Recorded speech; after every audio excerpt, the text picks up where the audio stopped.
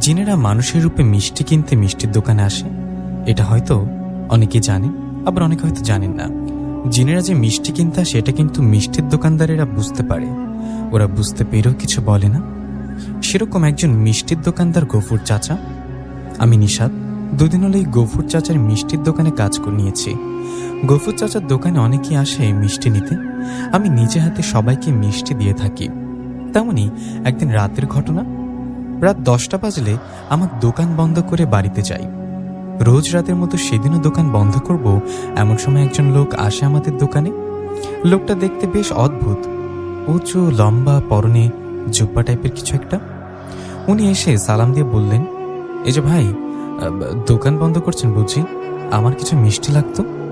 ওনার কথা আমি গফুর চাচার দিকে তাকালে গফুর চাচা আমাকে বলেন, নিশাত তুই সর, আমি ওনাকে মিষ্টি দিচ্ছি। কথাটা বলে গফুর চাচা ওনাকে বলেন, ভাই বসুন, আমি মিষ্টি দিচ্ছি। কথাটা বলে ওনার কথা মতো মিষ্টি দিলেন গফুর চাচা। মিষ্টি নিয়ে টাকা দিয়ে চলে গেলেন সেই মানুষটা। উনি চলে যাবার পর দোকান বন্ধ করে বাড়ির দিকে হাঁটতে লাগলাম আমিও, গফুর চাচা। গফুর চাচা আমার বাড়ি একই গ্রামে। আমরা হাঁটছি এমন সময় গফুর চাচাকে বললাম, চাচা ওই লোকটা বেশ অদ্ভুত না, পরনে কেমন পোশাক পরা।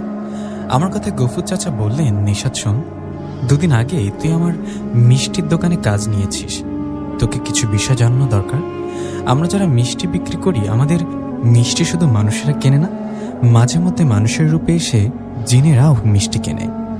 গফুর চাচার কথা অবাক হয়ে বললাম, কি জিনেরা মিষ্টি কিনতে আসে, এটা কি সত্যি? আমার কথায় গফুর চাচা আমাকে অবাক করিতে বললেন, হ্যাঁ এটা সত্যি, ওরা মানুষের রূপে মিষ্টি কিনতে আসে। একটু আগে দোকান বন্ধ করার আগে যিনি আসছিল তিনি সাধারণ কোনো মানুষ নন, উনি একটা জিন। কি বলো, উনি জিন ছিল? আমাকে অবাক হতে দেখে উনি বললেন, হ্যাঁ উনি জিন ছিল। আমি জিনদের দেখলে বুঝতে পারি, ওদের উচ্চতা, কথাবার্তা ও পোশাক দেখলে ধারণা করতে পারি। একটু আগে যে জিনটা আসছিল উনি এর আগের আমার কাছে অনেকবার মিষ্টি নিয়েছে। শুধু উনি না, ওনার মতো অনেকে আসে মিষ্টি কিনতে।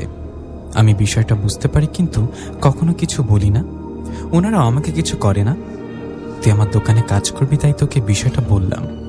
কখনো ওরকম কেউ আসলে নরমভাবে থাকবি, ওদের সাথে কথা বলবি, ভালো ব্যবহার করবি। গফুর চাচার কথা একটু একটু ভয় করলেও ওনাকে বললাম, ঠিক আছে চাচা, তাই হবে। এই বলে দুজনে গল্প করতে করতে বাড়িতে চলে গেলাম। বাড়িতে যাবার পর মাকে ডাকলে মা বললেন, আসছিস বাবা, যা হাত মুখ ধুয়ে নে, আমি খাবার দিচ্ছি।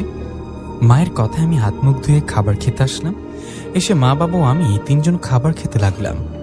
খাবার সময় বাবা বললেন, তা হ্যাঁ রে, কাজ কেমন চলছে তোর? এত কিছুর কাজ থাকতে তোর মিষ্টির দোকানে কাজ করতে হবে কেন?